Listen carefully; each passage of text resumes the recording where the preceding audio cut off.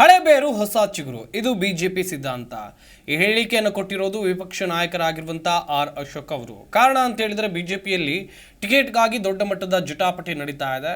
ಇದೇ ವಿಚಾರಕ್ಕೆ ಸಂಬಂಧಿಸಿದಂತೆ ಮಾತನಾಡಿದ ಆರ್ ಅಶೋಕ್ ಅವರು, ಯಾರೂ ಕೂಡ ಆತಂಕಕ್ಕೆ ಒಳಗಾಗುವಂಥ ಅವಶ್ಯಕತೆ ಇಲ್ಲ, ನನಗೆ ಟಿಕೆಟ್ ಸಿಗುತ್ತೆ ಅಂತ ಭಾವನೆಯನ್ನು ಇಟ್ಕೊಳ್ಳಿ ಅಂತ ಹೇಳಿದ್ದಾರೆ. ಇನ್ನೊಂದು ಕಡೆಯಲ್ಲಿ ಡಾಕ್ಟರ್ CN ಮಂಜುನಾಥ್ ಅವರು ನಾಳೆ ಬಿಜೆಪಿ ಸೇರ್ಪಡೆ ಆಗ್ತಾರೆ ಎನ್ನುವಂಥ ವಿಚಾರ ದೊಡ್ಡ ಮಟ್ಟದಲ್ಲಿ ಚರ್ಚೆ ಆಗ್ತಾ ಇದೆ. ಈ ಬಗ್ಗೆ ನಮ್ಮ ಪ್ರತಿನಿಧಿ ಜನಾರ್ದನ್ ಹೆಬ್ಬಾರ್ ಮಾಹಿತಿ ಕೊಟ್ಟಿದ್ದಾರೆ, ಬನ್ನಿ ನೋಡೋಣ.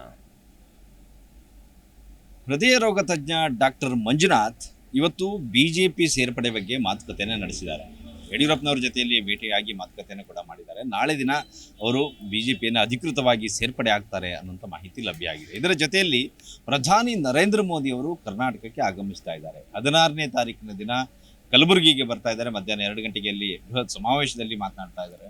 ಆನಂತರದಲ್ಲಿ 18ನೇ ತಾರೀಕಿನ ದಿನ ಶಿವಮೊಗ್ಗ ಜಿಲ್ಲೆಗೆ ಬರ್ತಾ ಇದ್ದಾರೆ. ಆದರೆ ಅಧಿಕೃತವಾಗಿ ಪ್ರಧಾನಿ ನರೇಂದ್ರ ಮೋದಿ ಅವರ ಚುನಾವಣಾ ಪ್ರಚಾರದ ರ್ಯಾಲಿ ಆರಂಭ ಆಗ್ತಾ ಇದೆ ಕರ್ನಾಟಕದಲ್ಲಿ. ಈ ನಡುವೆ ಬಿಜೆಪಿ ಟಿಕೆಟ್ ಫೈನಲ್ ಮಾಡೋದಕ್ಕೂ ಕೂಡ ಕಸರತ್ತನ್ನು ನಡೆಸ್ತಾ ಇದೆ. ಈಗಾಗಲೇ ರಾಜ್ಯ ಬಿಜೆಪಿ ನಾಯಕರು ದೆಹಲಿಗೆ ಹೋಗಿ ಮಾತುಕತೆಯನ್ನು ಕೂಡ ನಡೆಸ್ಕೊಂಡು ಬಂದಿದ್ದಾರೆ. ಒಂದಷ್ಟು ಜನರ ಪರವಾಗಿ ಬ್ಯಾಟನ್ನು ಕೂಡ ಬೀಸಿದ್ದಾರೆ. ಹೈಕಮಾಂಡ್ ಏನು ತೀರ್ಮಾನ ಮಾಡುತ್ತೋ ಗೊತ್ತಿಲ್ಲ, ಆದರೆ ಬಿಜೆಪಿ ನಾಯಕರು, ರಾಜ್ಯ ಬಿಜೆಪಿ ನಾಯಕರಂತೂ ಒಬ್ಬೊಬ್ಬರ ಪರವಾಗಿ ಬ್ಯಾಟಿಂಗ್ ಅನ್ನ ಮಾಡಿದ್ದಾರೆ. ಅವರಿಗೆ ಟಿಕೆಟ್ ಕೊಡಿಸಬೇಕು ಅನ್ನೋಂಥ ಪ್ರಯತ್ನವನ್ನು ಮಾಡ್ತಾ ಇದ್ದಾರೆ. ಸದಾನಂದ ಗೌಡರಿಗೆ ಟಿಕೆಟ್ ಸಿಗತ್ತಾ ಅನ್ನೋಂಥ ವಿಚಾರ ಕೂಡ ಚರ್ಚೆಯಾಗಿದೆ. ಅವರ ಹೆಸರನ್ನು ಕೂಡ ಪ್ರಸ್ತಾಪ ಮಾಡಿದ್ದಾರೆ.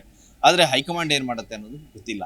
ಇದರ ಜೊತೆಯಲ್ಲಿ ಡಾಕ್ಟರ್ ಮಂಜುನಾಥ್ ಅವರನ್ನ ಬೆಂಗಳೂರು ಗ್ರಾಮಾಂತರ ಕ್ಷೇತ್ರದಿಂದ ಕಣಕ್ಕಿಳಿಸಬೇಕು ಅಂತೇಳಿ ತೀರ್ಮಾನವನ್ನ ಮಾಡಿಕೊಳ್ಳಲಾಗಿದೆ. ಅದೇ ಕಾರಣಕ್ಕೋಸ್ಕರ ಅಲ್ಲಿ ಸಭೆ ಸಮಾರಂಭಗಳು ಕೂಡ ನಡೀತಾ ಇದೆ, ಸಿದ್ಧತೆ ಕೂಡ ನಡೀತಾ ಇದೆ. ಸ್ಥಳೀಯ ಶಾಸಕರು ಮುನಿರತ್ನ ಇದ್ದಾರೆ, ಅವ್ರ ಜೊತೆಯಲ್ಲಿ ಕೂಡ ನಡೀತಾ ಇದೆ. CP ಯೋಗೇಶ್ವರ್ ಅವರು ಕೂಡ ಆ ಕಡೆ ಬರ್ತಾ ಇದ್ದಾರೆ, ಕೃಷ್ಣಪ್ಪ ಅವರು ಬರ್ತಾ ಇದ್ದಾರೆ. ಎಲ್ಲರೂ ಕೂಡ ಸೇರಿ ಸಭೆಯನ್ನ ನಡೆಸ್ತಾ ಇದ್ದಾರೆ. ಚುನಾವಣೆ ಸಿದ್ಧತೆಗಾಗಿ ಎಲ್ಲ ಸಿದ್ಧತೆ ಮಾಡ್ಕೊಳ್ತಾ ಇದ್ದಾರೆ, ಸಭೆಯನ್ನ ನಡೆಸ್ತಾ ಇದ್ದಾರೆ. ಇನ್ನು ಟಿಕೆಟ್ ವಿಚಾರದಲ್ಲಿ ನಾಳೆ ದಿನ ಬಟ್ಟಿ ಘೋಷಣೆ ಆಗ್ಬೋದು ಅಂತ ನಿರೀಕ್ಷೆ ಇದೆ. ಕುಮಾರಸ್ವಾಮಿ ಕೂಡ ದೆಹಲಿಗೆ ಹೋಗ್ತಾ ಇದ್ದಾರೆ. ನಾಳೆ ದೆಹಲಿಗೆ ಹೋಗಿ ಬಿಜೆಪಿ ಹೈಕಮಾಂಡ್ ಜೊತೆಯಲ್ಲಿ ಚರ್ಚೆ ಮಾಡಿ JDSಗೆ ಎಷ್ಟು ಬಿಜೆಪಿಗೆ ಎಷ್ಟು ಅನ್ನೋದನ್ನ ತೀರ್ಮಾನ ಮಾಡ್ಕೊಳ್ತಾರೆ. ಅಭ್ಯರ್ಥಿ ಯಾರು ಅನ್ನೋದನ್ನು ಕೂಡ ಫೈನಲ್ ಮಾಡ್ಕೊಳ್ತಾರೆ. ಯಾಕಂದ್ರೆ ಈ ವಿಚಾರವಾಗಿ ಈಗಾಗಲೇ ಮಾತುಕತೆಯನ್ನು ಒಂದಂತಕ್ಕಾಗಿದೆ.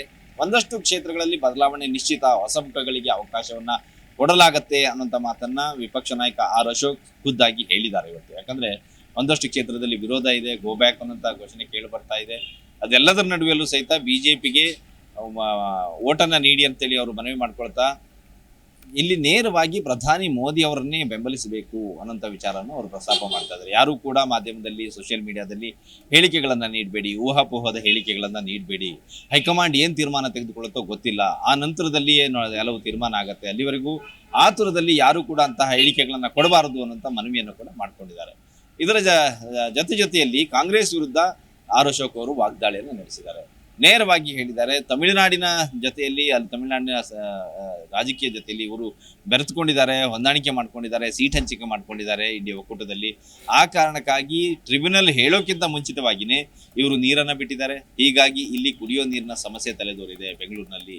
ಇಷ್ಟೊಂದು ಸಮಸ್ಯೆ ಇದ್ದಾಗಿಯೂ ಸಹಿತ ಕಾಂಗ್ರೆಸ್ ಏನನ್ನೂ ಮಾಡ್ತಾ ಇಲ್ಲ. ಸುಳ್ಳು ಜಾಹೀರಾತುಗಳನ್ನು ಕೊಟ್ಕೊಂಡು ಕಾಲ ಕಳೀತಾ ಇದೆ. ಕೇಂದ್ರ ಸರ್ಕಾರದ ಯೋಜನೆಗಳನ್ನೂ ಸಹಿತ ತಮ್ಮದು ಅಂತ ಹೇಳ್ಕೊಂಡು ಇವರು ಜಾಹೀರಾತನ್ನ ಕೊಟ್ಕೊಳ್ತಾ ಇದ್ದಾರೆ. ಆ ರೀತಿ ಮಾಡೋದಿದ್ರೆ ಇವರು ನೇರವಾಗಿ ಪ್ರಧಾನಿ ಮೋದಿ ಅವರ ಹೆಸರನ್ನು ಕೂಡ, ಫೋಟೋವನ್ನು ಕೂಡ ಹಾಕೊಂಡು ಜಾಹೀರಾತನ್ನ ಕೊಡ್ಲಿ. ಎಷ್ಟು ಪರ್ಸೆಂಟೇಜ್ ಅಮೌಂಟನ್ನು ಕೇಂದ್ರ ಸರ್ಕಾರ ಕೊಟ್ಟಿದೆ, ಇವರೆಷ್ಟು ಕೊಟ್ಟಿದ್ದಾರೆ, ಇದೆಲ್ಲವನ್ನು ಕೂಡ ಮೆನ್ಷನ್ ಮಾಡಿ ಜಾಹೀರಾತನ್ನು ಕೊಡಲಿ. ಈ ರೀತಿ ಸುಳ್ಳು ಹೇಳೋದು ಬೇಡ. ಅನ್ನಭಾಗ್ಯ ಅಂತ ಹೇಳ್ತಾರೆ, ಕೇಂದ್ರದಿಂದ ಕೊಟ್ಟಂತ ಅಕ್ಕಿಯನ್ನ, ಅದರಲ್ಲೂ 5 kg ಅಕ್ಕಿಯಲ್ಲಿ 2 kg ಅಕ್ಕಿಯನ್ನ ಅವರು ಕಡಿಮೆ ಮಾಡಿ ಕೊಡ್ತಾ ಇದ್ದಾರೆ ರಾಜ್ಯ ಸರ್ಕಾರದವರು. ಈ ರೀತಿಯ ಹೇಳಿಕೆಗಳನ್ನ ಕೊಟ್ಕೊಂಡು ಸುಳ್ಳು ಅಪಪ್ರಚಾರವನ್ನು ಮಾಡ್ಕೊಳ್ತಾ ಕಾಲ ಕಳೆಯೋದು ಬೇಡ ಅಂತೇಳಿ ನೇರವಾಗಿ ಕಾಂಗ್ರೆಸ್ಗೆ ಟಾಂಗ್ ಅನ್ನ ಕೊಟ್ಟಿದ್ದಾರೆ ಆರ್ ಅಶೋಕ್.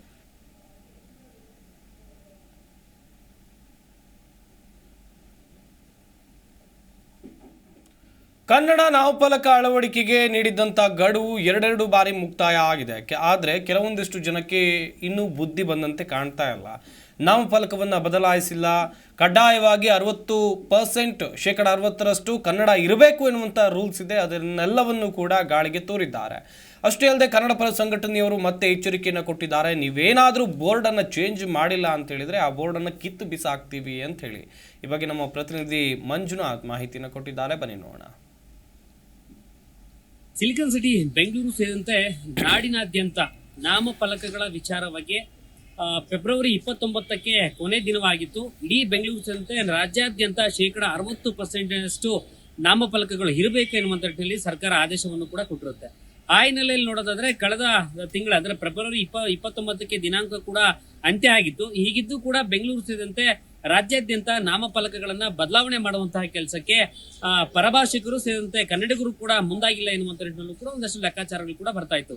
ಈ ಹಿನ್ನೆಲೆಯಲ್ಲಿ ಡಿ.ಕೆ. ಶಿವಕುಮಾರ್ ಸ್ವತಃ ನಗರಾಭಿವೃದ್ಧಿ ಸಚಿವರು ಸೇರಿದಂತೆ ಡಿಸಿಎಂ ಡಿ.ಕೆ. ಶಿವಕುಮಾರ್ ಆಗಿರುವಂತವರು ಏನು ಟ್ವೀಟ್ ಅನ್ನು ಕೂಡ ಮಾಡ್ತಾರೆ. ನಿಮಗೆ 15 ದಿನಗಳ ಕಾಲಾವಕಾಶ ನೀಡುತ್ತೇವೆ ಹೆಚ್ಚುವರಿಯಾಗಿ ಎನ್ನುವಂತ ನಿಟ್ಟಿನಲ್ಲಿ ಫೆಬ್ರವರಿ 29ರಂದು ಟ್ವೀಟ್ ಮಾಡ್ತಾರೆ. ಆ ಒಂದು ದಿನಾಂಕ ಸದ್ಯ ನಾಳೆಗೆ ಅಂತ್ಯ ಆಗ್ತಾ ಇದೆ.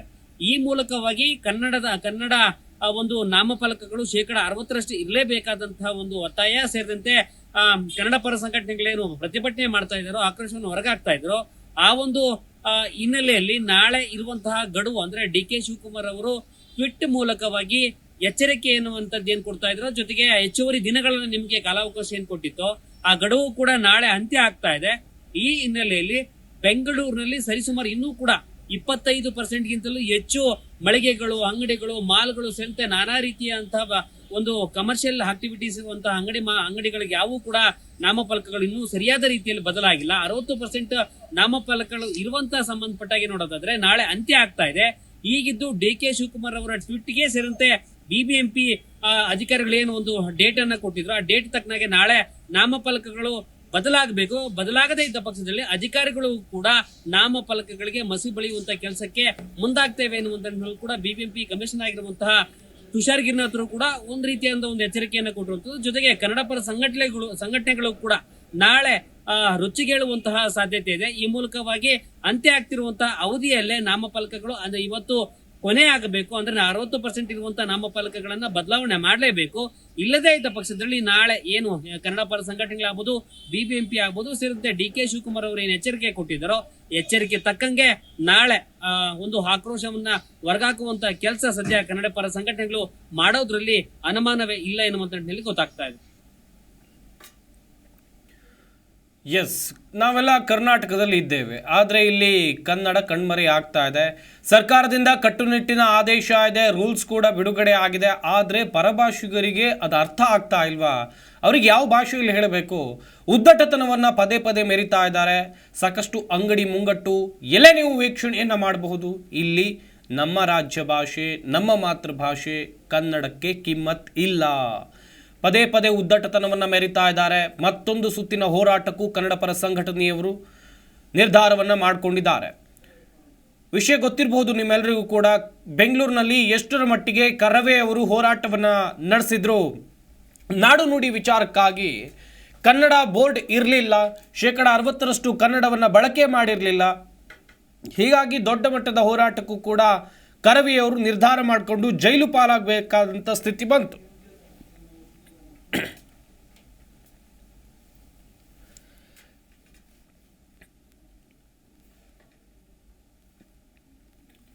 ಹಾಗೆಯೇ ಹೋರಾಟ ಮಾಡಿದ್ರು ಕೂಡ ಇವರಿಗೆ ಅರ್ಥ ಆಗ್ತಾ ಇಲ್ವಾ? ಯಾಕೆ ಹೀಗಾಗ್ತಾ ಇದೆ? ಸರ್ಕಾರದ ಆದೇಶ ಇದೆ,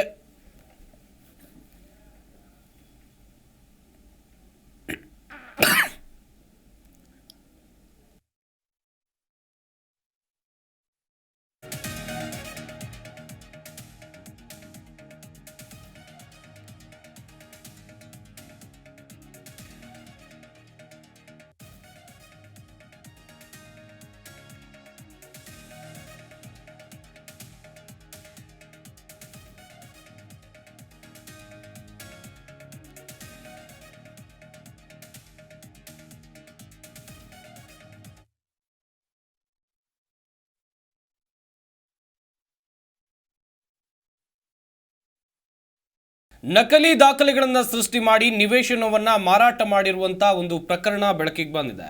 ಡೆವಲಪರ್ಸ್ ನಾರಾಯಣ ಸ್ವಾಮಿ ಹಾಗೇನೆ ಒಬ್ಬರು ಮಹಿಳೆ ಮೇಲೆ ಇಲ್ಲಿ ದೂರು ದಾಖಲಾಗಿದೆ.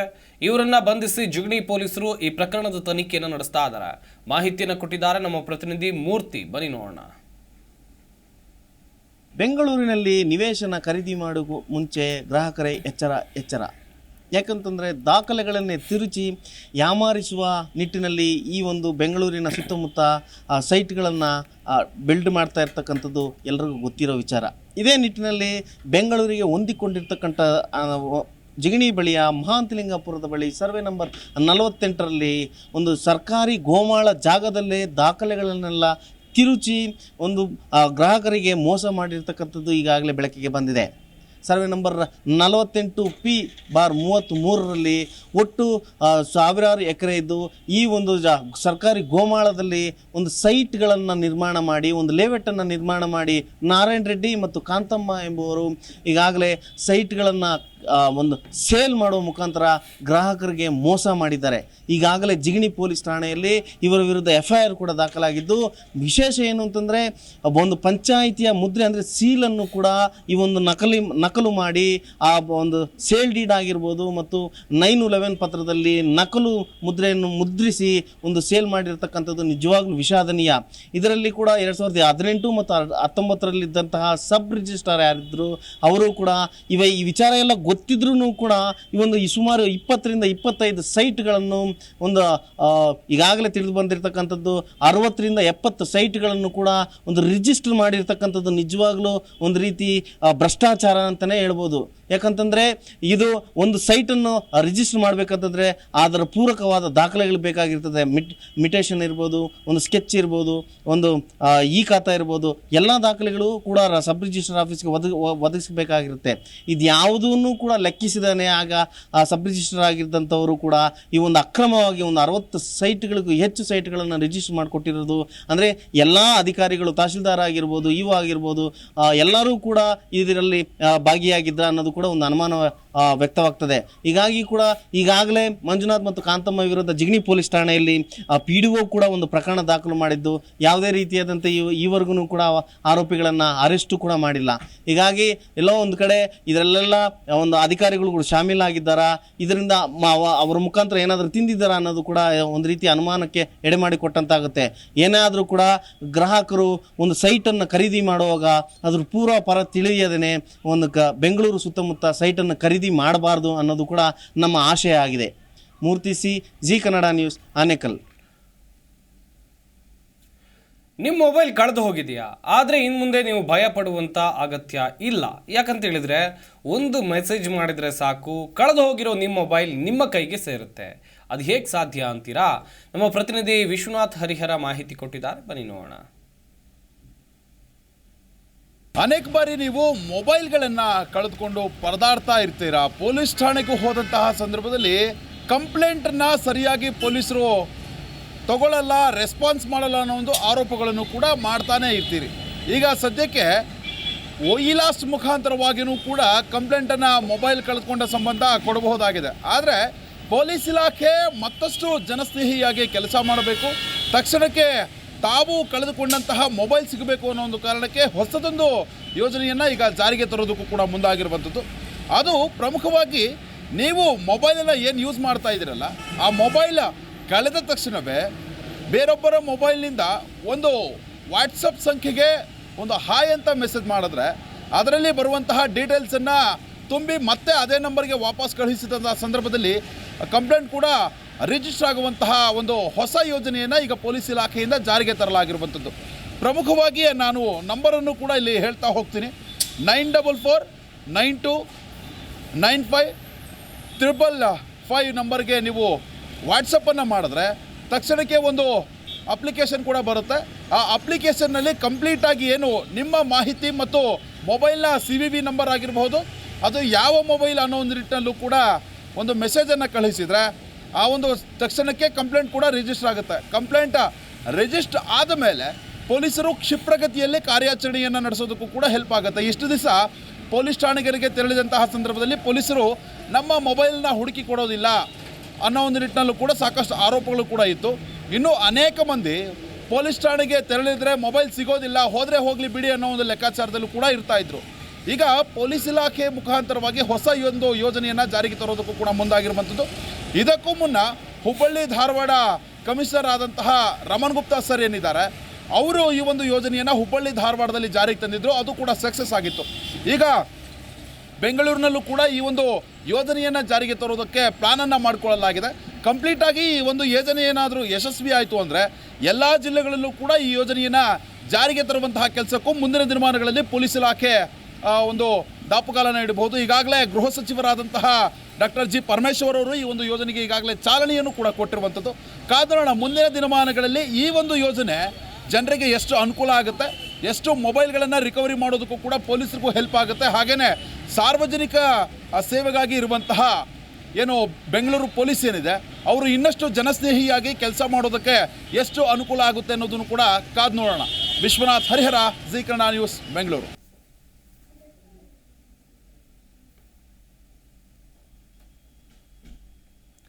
ದಾವಣಗೆರೆಯಲ್ಲಿ ಮದಕರಿ ನಾಯಕರ ನಾಮಫಲಕ ತೆರವುಗೊಳಿಸಲಾಗಿದೆ. ಹೀಗಾಗಿ ವಾಲ್ಮೀಕಿ ಸಮುದಾಯದವರು ಪ್ರತಿಭಟನೆಯನ್ನ ಮಾಡಿ ಆಕ್ರೋಶವನ್ನು ಹೊರಹಾಕಿದ್ದಾರೆ. ದಾವಣಗೆರೆ ಜಿಲ್ಲಾಧಿಕಾರಿ ಕಚೇರಿಗೆ ಮುತ್ತಿಗೆ ಹಾಕಿ ಆಕ್ರೋಶವನ್ನು ವ್ಯಕ್ತಪಡಿಸಿದರು. ಕೂಡಲೇ ಮದಕರಿ ನಾಯಕ ಮಹಾದ್ವಾರ ಸ್ಥಾಪನೆಗೆ ಒತ್ತಾಯವನ್ನು ಕೂಡ ಮಾಡಿದ್ದಾರೆ. ಹರಿಹರ ತಾಲೂಕಿನ ಬಾನುವಳ್ಳಿ ಗ್ರಾಮದಲ್ಲಿ ನಾಮಫಲಕವನ್ನು ತೆರವುಗೊಳಿಸಲಾಗಿದೆ. ಹರಿಹರ ತಾಲೂಕು ಬಾನುವಳ್ಳಿ ಗ್ರಾಮದಲ್ಲಿ ಮದಕರಿ ನಾಯಕ ನಾಮಫಲಕವನ್ನು ತೆರವುಗೊಳಿಸಲಾಗಿರೋದು. ದಾವಣಗೆರೆ ಜಿಲ್ಲಾಧಿಕಾರಿ ಕಚೇರಿ ವಾಲ್ಮೀಕಿ ಸಮಾಜದವರು ದಾವಣಗೆರೆ ಜಿಲ್ಲಾಧಿಕಾರಿ ಕಚೇರಿಗೆ ಮುತ್ತಿಗೆಯನ್ನು ಕೂಡ ಹಾಕಿ ಆಕ್ರೋಶವನ್ನು ವ್ಯಕ್ತಪಡಿಸಿದರು. ಅನಧಿಕೃತವಾಗಿ ಮದಕರಿ ನಾಯಕ ದ್ವಾರ ಹಾಗೂ ನಾಮಫಲಕವನ್ನು ಹಾಕಲಾಗಿದೆ ಎನ್ನುವಂಥ ಆರೋಪ. ಜಿಲ್ಲಾಡಳಿತದಿಂದ ಇತ್ತೀಚೆಗೆ ತೆರವು ಹಿನ್ನೆಲೆಯಲ್ಲಿ ಈ ಆಕ್ರೋಶ ವ್ಯಕ್ತವಾಗ್ತಾ ಇದೆ. ನೀವು ಕೂಡ ದೃಶ್ಯಾವಳಿಗಳಲ್ಲಿ ಗಮನಿಸ್ತಾ ಇದ್ದೀರಿ. ಕೂಡಲೇ ಮದಕರಿ ನಾಯಕರ ಮಹಾದ್ವಾರ ಸ್ಥಾಪನೆಗೆ ಒತ್ತಾಯವನ್ನು ಕೂಡ ಇಲ್ಲಿನವರು ಮಾಡಿದ್ದಾರೆ. ಹೋರಾಟದಲ್ಲಿ ನೂರಾರು ಮಂದಿ ಭಾಗಿ ಆದರು.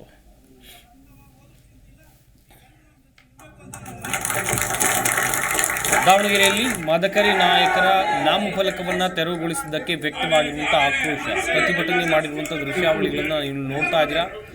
ಈ ನಾಮಫಲಕವನ್ನು ತೆರವು ಮಾಡಿದ್ರಲ್ಲ, ಆ ಬಳಿಕ ಈ ತೆರವನ್ನು ಖಂಡಿಸಿ ವಾಲ್ಮೀಕಿ ಸಮಾಜದವರು ದಾವಣಗೆರೆ ಜಿಲ್ಲಾಧಿಕಾರಿ ಕಚೇರಿಯ ಮುಂಭಾಗದಲ್ಲಿ ಪ್ರೊಟೆಸ್ಟ್ ಮಾಡಿದ್ದಾರೆ.